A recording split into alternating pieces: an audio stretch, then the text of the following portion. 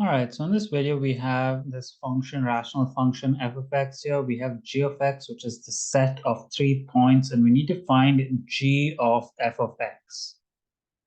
This is basically the same as g of 2x squared over x squared plus x minus 6. And now if I'm looking over here, I have only 3 points for my g function, which is on the outside, which means that my y values for my final answer will be 0, -2, and +2. But I need to figure out the proper x values for these 3 points. So let's just think about this first point over here when solving. What I'm going to do is I'm going to take my whole equation and I'm going to equate this whole equation to the x value of this point, because I need to figure out the x value for this whole function to equal to the x value here so that I get this y value. So I'm going to take this whole function and make it equal to the x value of the first point. Then I'm going to solve this to find my x.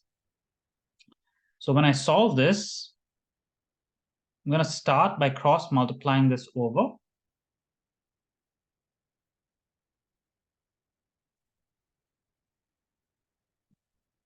Then I'm going to bring everything to one side and make it equal to 0.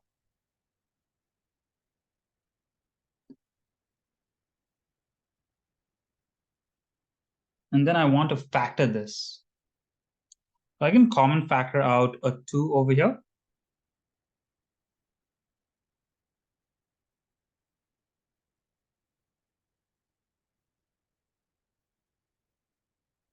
And now this is a complex trinomial. I can factor this further.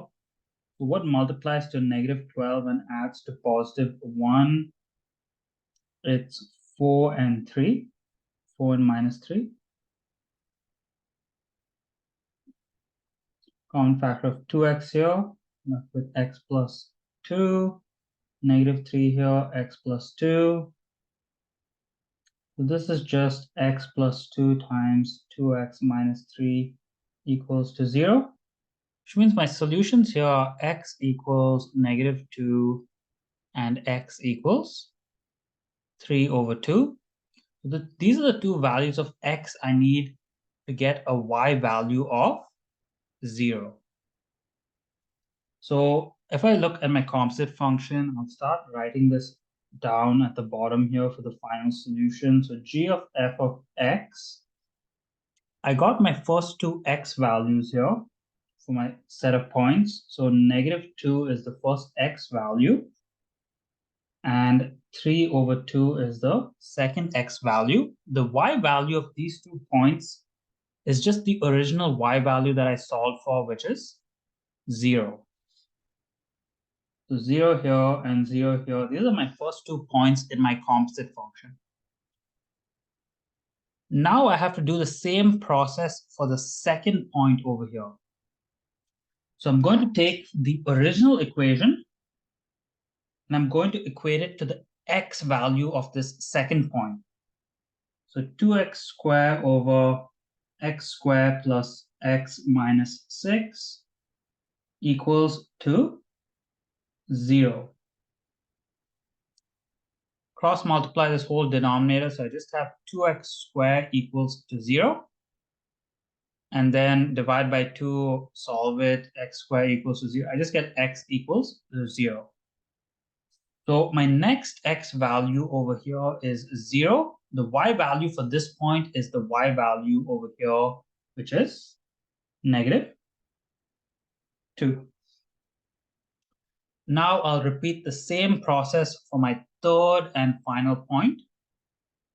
So I have my original equation, 2x squared over x squared plus x minus 6, and this is going to equal to the x value of the third point, which is +1.